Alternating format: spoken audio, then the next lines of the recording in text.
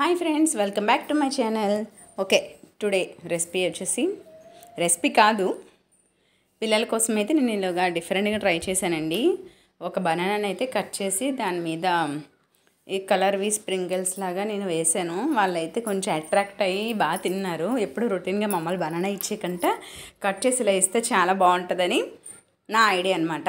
So ఒకసారి మీ పిల్లలకైతే ఇలా ట్రై చేసి చూడండి, చాలా బాగా లైక్ చేస్తారు. కలర్ఫుల్గా ఉంటుంది, డిఫరెంట్గా ఉంటుంది. మా పిల్లలు అయితే చాలా ఎంజాయ్ చేస్తూ తిన్నారండి. సో చూసారు కదా, బాగా ఎంజాయ్ చేస్తూ తిన్నారు. ఓకే, నా వీడియోస్ కనుక నచ్చినట్లయితే లైక్ చేయండి, షేర్ చేయండి, సబ్స్క్రైబ్ చేయడం మాత్రం మర్చిపోవద్దు. ఓకేనా?